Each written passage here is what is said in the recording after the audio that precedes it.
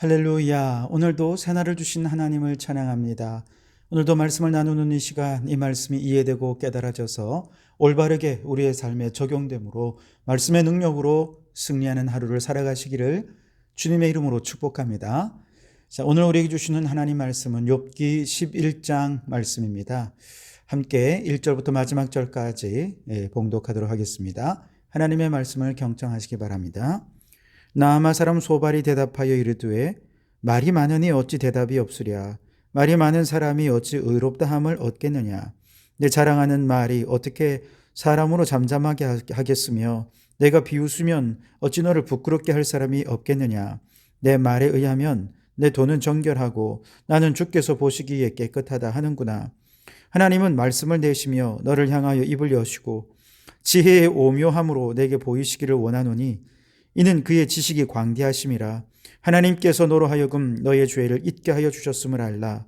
내가 하나님의 오묘함을 어찌 능히 측량하며 전능자를 어찌 능히 완전히 알겠느냐. 하늘보다 높으시니 내가 무엇을 하겠으며 수월보다 깊으시니 내가 어찌 알겠느냐. 그의 크심은 땅보다 길고 바다보다 넓으니라. 하나님이 두루 다니시며 사람을 잡아 가두시고 재판을 여시면 누가 능히 막을 쏘냐. 하나님은 허망한 사람을 아시나니 악한 일은 상관하지 않으시는 듯하나 다 보시느니라. 허망한 사람은 지각이 없나니 그의 출생함이 덜 나귀 새끼 같으니라. 만일 내가 마음을 바로 정하고 주를 향하여 손을 들 때에 내 손에 죄악이 있거든 멀리 버리라. 불의가 내 장막에 있지 못하게 하라. 그리하면 내가 반드시 흠 없는 얼굴을 들게 되고 굳게 서서 두려움이 없으리니 곧 내 환난을 잊을 것이라. 내가 기억할지라도 물이 흘러감 같을 것이며 내 생명의 날이 대낮보다 밝으리니 어둠이 있다 할지라도 아침과 같이 될 것이요 내가 희망이 있으므로 안전할 것이며 두루 살펴보고 평안히 쉬리라. 내가 누워도 두렵게 할 자가 없겠고 많은 사람이 내게 은혜를 구하리라. 그러나 악한 자들은 눈이 어두워서 도망할 곳을 찾지 못하리니 그들의 희망은 숨을 거두는 것이니라. 아멘. 오늘도 이 말씀을 통해 우리에게 주신 하나님의 음성을 듣게 되기를 바랍니다. 가장 연장자인 욥의 친구 엘리바스로부터 그 다음에 빌닷, 그리고 오늘 세 번째로는 나아마 사람 소발이 욥을 비난하고 정죄하는 내용이 오늘 11장 내용입니다. 이 소발이라는 이름의 뜻은 수다쟁이다, 지저귀는 작은 새다, 이런 뜻을 가지고 있습니다. 아마도 이 사람은 말이 많은 사람인 것 같아요. 그리고 그 평소에 이 사람은 그 말 때문에 실수도 많았을 것 같고요. 말로 인해 어려움도 많이 겪었고 또 공격도 많이 받았을 것 같습니다. 그래서 그런지 그는 욥의 다른 면보다는 욥이 말이 많다라고 하며 욥에 대해 지적하고 정죄하고 있습니다. 2절에 보시면 말이 많으니 어찌 대답이 없으랴. 말이 많은 사람이 어찌 의롭다함을 얻겠느냐. 그렇게 얘기합니다. 이 내용은 욥이 무슨 말을 했느냐 보다는 그 말을 하는 욥 자체를 지금 비난하고 있는 거죠. 유명한 쇼펜하우어라는 사람이 쓴 논쟁에서 이기는 38가지 방법이라는 책에 보면 메시지를 반박하기 어렵다면 메신저를 공격하라 라는 내용이 있습니다. 즉 논쟁을 하다가 도저히 이길 수 없을 것 같다면 인신공격, 모욕 등 무례한 행동을 통해서 상대방을 공격하라라고 설명하고 있는 것이죠. 실제로 우리 현실에서도요, 논쟁하는 데 보면 메시지의 내용이 더 이상 반박이 어려우니 메신저의 태도나 인격을 모독하면서 논점 자체를 아예 흐려버리는 경우들을 우리는 종종 보게 됩니다. 엘리바스나 빌닷이 욥의 메시지를 보면서 그 자체가 잘못되었다라고 공격했다면 소발은 욥의 메신저, 그 인격 자체를 공격하는 것이죠. 엘리바스나 빌닷의 경우는요, 욥이 자신의 생애를 저주했고 또 죽고 싶은 마음을 토로하자 이들은 욥이 하나님을 원망하는 신성모독이며 불신앙의 사람이라고 공격했습니다. 또한 이와 같은 불신앙의 죄 때문에 지금 이러한 고난을 당하는 것이다 라며 욥의 메시지에 문제가 있음을 공격했죠. 그러나 욥은 항변합니다. 나 여전히 하나님 신뢰합니다. 비록 내가 고난 속에 있지만 우리 하나님은 여전히 공의로우십니다. 다만 나는 너무나도 큰 고난 때문에 본능적으로 하나님께 항변했을 뿐입니다. 그렇게 자신을 변론했죠. 이처럼 메시지에 대해서 더 이상 반박할 수 없자 소발이 다시 한번 욥을 이제 인격적으로 모독하고 비난하며 공격하는데요. 너 말이 너무 많구나. 말 많은 사람치고 실수 없는 사람이 없어. 라면서 욥을 인격적으로 비난하고 정죄하고 있는 것입니다. 결국 욥이 자꾸 변명으로 일관하는 태도가 잘못되었다. 욥의 인격 자체를, 그의 태도 자체를 비난하고 정죄하면서 논점 자체를 아예 흐려버린 것이죠. 그리고 이 속에는 욥에 대한 감정적인 태도도 함께 포함이 되어 있습니다. 이처럼 메시지에 대한 공격에서 메신저에 대한 공격으로 그 내용이 옮겨가면 여기에는 사적인 감정으로 비난하고 정죄하면서 원래 메시지가 어떤 건가 상관없이 그저 인신공격, 인격모독, 감정 싸움만 난무하게 되고 맙니다. 여러분, 혹시라도 우리가 서로 대화하거나 논쟁을 할 때 말로써 싸워 이기려 하지 마십시오. 이기는데 초점을 두었다가 메시지로 논쟁하는 것보다 메신저를 공격하면서 인신공격하고 논쟁하며 이렇게 하는 것 결코 올바른 방법이 될 수 없습니다. 메시지만 가지고 서로 논쟁하는 것 좋습니다. 끝없는 논쟁이 될 수도 있겠죠. 논쟁의 끝에서 옳고 그름이 선명해질 수도 있고 이기고 지는 것이 분명해질 수 있을 것입니다. 가장 좋은 논쟁은 논쟁의 끝에서 발전적인 결론을 함께 도출해내는 것이 되겠죠. 그러나 논쟁에서 무조건 이기고 싶은 승부욕 때문에 메신저인 상대방을 공격하기 시작하면 이때부터는 아주 저열한 싸움이 될 수밖에 없습니다. 말씀드린 대로 인격 모독에 인신공격에 서로에 대해 상처와 분노만 남게 될 것입니다.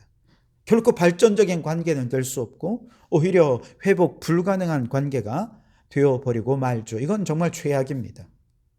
오늘날 정치인들이 그렇게 잘 하더라고요. 메시지를 공격하다가 안 되는 메신저로 아주 비열한 논쟁을 옮겨갑니다. 이때 정치인들의 언어는 저급해집니다. 국민들은 정치 혐오에 빠지고 맙니다. 정치의 수준은 뒷걸음질치고 말죠. 이런 것들 우리 너무 많이 경험했죠. 그런 모습 볼 때마다 아유 제발 우리 자녀들이 이거 안 봤으면 좋겠다 라는 생각을 참 많이 했습니다. 생각해보면 우리나라 정치인들 보세요. 학교 다닐 때 뭐 1등, 2등 그것도 모자라서 전국적으로 대단한 똑똑한 인재들 아닙니까? 전직 판사도 있고 검사도 있고 변호사도 있고 각종 유능한 전문가로서 자신의 분야에서 인정을 받았기에 국민들의 신임을 얻어서 정치가가 된 것 아니겠습니까? 나름 한 분야에서 정말 똑똑하다고 훌륭하다고 그렇게 성공을 거둔 사람들, 인정받은 사람들인데 그런데도 정말 너무 저급한 정치밖에 할 수 없는 현실을 보면서 한 가지 깨닫는 것은 야 많이 배운 거 소용없구나. 똑똑한 거 소용없구나. 성공하는 이런 것보다 더 중요한 것 먼저 인간이 되는 것이구나. 그런 생각을 참 많이 했습니다. 여러분, 우리의 대화와 논쟁이 저급해지지 않도록 적어도 우리 믿음의 사람들만이라도 우리의 말에 인격을 담고 상대방을 배려하는 성숙한 성도들이 되실 수 있기를 바랍니다. 자, 이런 격앙되고 감정적인 분위기 속에서 소발은 지난번 10장 2절에서 욥이 하나님께 항변한 걸 기억하고 있습니다. 10장 2절에 욥은 뭐라고 했냐면 하나님이 왜 이토록 내게 이 어려운 고난을 주시는지 도무지 이해할 수 없습니다. 하나님 직접 만나서 변론 좀 해보고 싶습니다. 이렇게 항변했었죠. 바로 이러한 욥의 항변을 그는 기억하고 소발은 이걸 가지고 이제 욥을 공격합니다. 오늘 5절과 6절에 보시면 하나님은 말씀을 내시며 너를 향하여 입을 여시고 지혜의 오묘함으로 내게 보이시기를 원하노니 이는 그의 지식이 광대하심이라 하나님께서 너로 하여금 너의 죄를 잊게 하여 주셨음을 알라 그랬습니다. 무슨 뜻이냐? 하나님, 욥이 요청한 대로 직접 말씀 좀 해주십시오. 입을 여셔서 욥이 얼마나 큰 죄인인지 직접 좀 설명 좀 해주십시오. 그러면 지금 그가 당하는 고난은 그가 지은 죄에 비해서 더 큰 형벌 가운데 그저 하나님께서 그나마 모른 척 해주시고 잊어버린 척 해주셨고, 그래서 결국 요만큼만의 재난만 내리신 것에 불과합니다. 하나님의 징계의 일부만 내리신 것을 그가 깨닫게 될 것입니다. 그러면 아마 입 닫게 될 것입니다. 이런 얘기죠. 그러나 여러분, 욥은 모든 재산을 잃어버렸습니다. 10자녀를 한꺼번에 다 잃었습니다. 건강까지 잃었습니다. 이제 남은 것은요, 생명밖에 없습니다. 이 정도의 고난도 욥이 지은 죄에 비하면 가벼운 징벌이라고 말하는 그의 말은 너무나 잔인한 것 아닙니까? 고난당하는 사람 앞에서 어떻게 이런 말을 할 수가 있습니까? 또한 지난번 욥은 9장 10절에서 하나님은 측량할 수 없는 큰 일을, 셀 수 없는 기이한 일을 행하시는 분이다 고백하면서 그 전능하신 하나님 앞에서 누구도 자신의 의로움을 주장할 수 없으니 우리 하나님 앞에 겸손해야 됩니다 라고 말합니다. 자, 소발은 이러한 욥의 얘기를 다시 이어받아서 욥을 공격합니다. 11장 오늘 10절에서 하나님이 두루 다니시며 사람을 잡아 가두시고 재판을 이으시면 누가 능히 막을 소냐. 무슨 말이에요? 그래, 맞다. 하나님은 정말 측량할 수 없이 위대하신 분이시다. 그러니 공의로우신 하나님이 우리의 죄를 발견하고 죄로 인해서 재판을 잡아 가두고 재판을 여신 결과 오늘 네가 지금 이렇게 고난을 받는 것 아니냐. 그 하나님의 심판을 누가 막을 수 있겠느냐라고 욥을 또다시 공격하고 있는 것이죠. 그러면서 지금이라도 욥아 회개해라. 하나님 너를 용서해 주실 거야. 도와주실 거야. 그러면서 14절 16절 이렇게 말합니다. 내 손에 죄악이 있거든 멀리 버리라. 불의가 내 장막에 있지 못하게 하라. 그리하면 내가 반드시 흠 없는 얼굴을 들게 되고 굳게 서서 두려움이 없으리니 곧 내 환난을 잊을 것이라. 내가 기억할지라도 물이 흘러감 같을 것이며 라고 말씀하고 있습니다. 앞서 엘리바스나 빌닷이 주장한 것처럼 회개하는 죄인의 회개를 들으시고 하나님은 용서해 주실 것이다 라고 이야기하는 것이죠. 여러분, 우리 하나님은 죄인들의 회개를 받으시고 용서하시는 분은 틀림이 없습니다. 여기에 하나님의 은혜가 있죠. 죄인들의 소망이 있는 것은 틀림이 없습니다. 그러나 위대하신 하나님에 대한 욥의 신앙의 고백과 소발의 신앙 고백은 둘 다 위대하신 하나님, 측량할 수 없는 하나님에 대해 고백하지만 그 결과는 사뭇 다릅니다. 욥의 신앙 고백은요, 측량할 수 없는 위대하신 하나님 앞에서 우리를 더 겸손하게 만듭니다.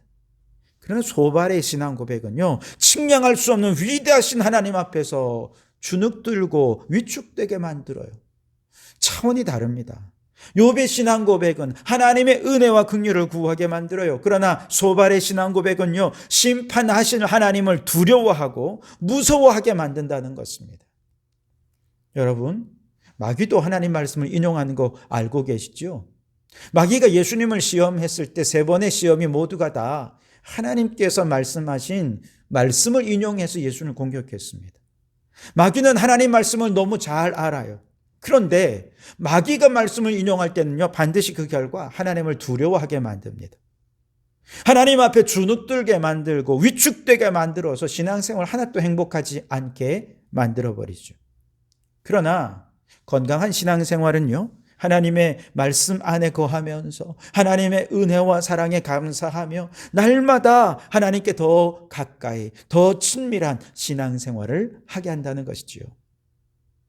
마귀는 우리가 신앙생활하고 교회 나오는 거 막지 않습니다. 다만 우리 하나님은 눈을 부릅뜨고 우리가 죄를 범하는지 안 범하는지 지켜보고 계시다가 우리가 죄를 자그마한 거라도 범할 때 그 사람 잡아 가두고 재판하고 죄값을 치르게 하시는 그런 무서운 하나님으로 오해하게 만들어요. 여러분, 이런 하나님 앞에서 우리의 신앙생활은 불행할 수밖에 없지 않겠습니까? 불행한 신앙생활을 하다 보면 결국 하나님께로부터 멀어질 수밖에 없어요. 그러나 우리 하나님은 사랑의 하나님이십니다. 위로와 치유의 하나님이십니다. 정죄와 비난이 아니라 은혜와 긍휼의 하나님이십니다. 죄인들을 기다려주시고 품으시고 용서하셔서 더 친밀하게 교제하기 원하시는 하나님, 그분이 우리 하나님이십니다. 그러니 여러분, 우리의 신앙생활이 비난과 정죄가 아니라 하나님의 사랑과 긍휼하심으로 서로 사랑하고 용납하고 하나님께 더 가까이 나아가 사랑으로 교제하는 신앙의 기쁨으로 충만하실 수 있길 바랍니다. 요한복음 15장 9절 말씀에 아버지께서 나를 사랑하신 것 같이 나도 너희를 사랑하였으니 나의 사랑 안에 거하라 라고 말씀하시면서 11절에 이렇게 말씀하십니다. 내가 이것을 너희에게 이르면 내 기쁨이 너희 안에 있어 너희 기쁨을 충만하게 하려 함이라.